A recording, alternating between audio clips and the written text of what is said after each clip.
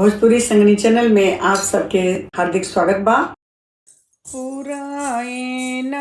पात परसुतेली गौरा दे सपना देखलिया सगुन सपना देखलिया सगुन पुराइनी पात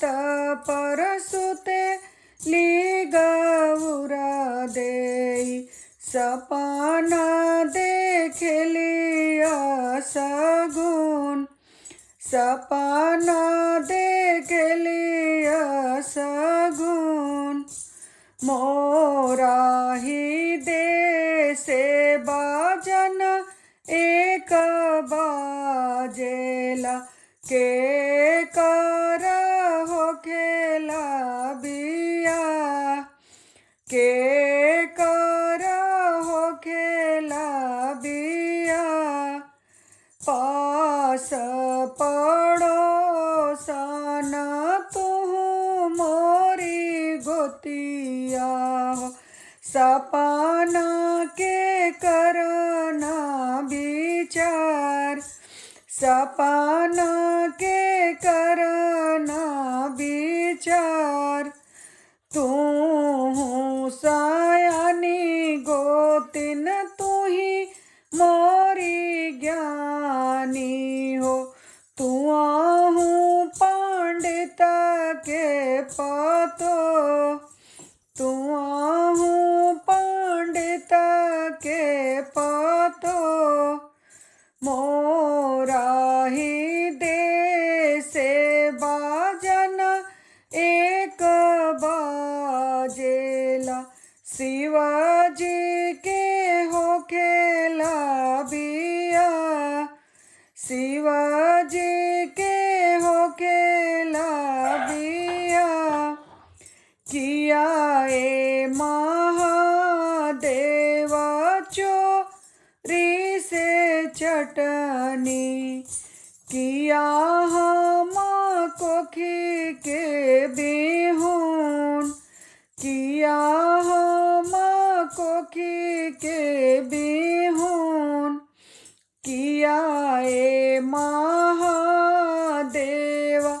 सेवा में चुकानी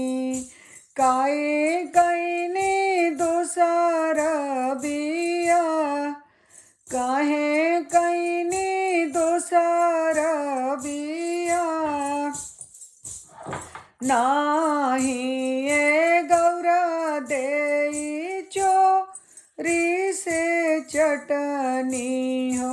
नाही तू कोखी के बिहुन नाही तू कोखी के बिहुन नाही से गौरा से वासे चुकलू हो भाभी कहली दूसर बिया भाभी कहली दूसर बिया मुहावा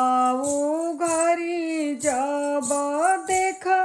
ली गौरा दे इता हई बहिना हमार इता हई बहिना हमार तोहरा के बहिना हो बर नाही मिलले हो मोरा पीठी दरेलू अंगार मोरा पीठी दरेलू अंगार अरे यारे बहिना हो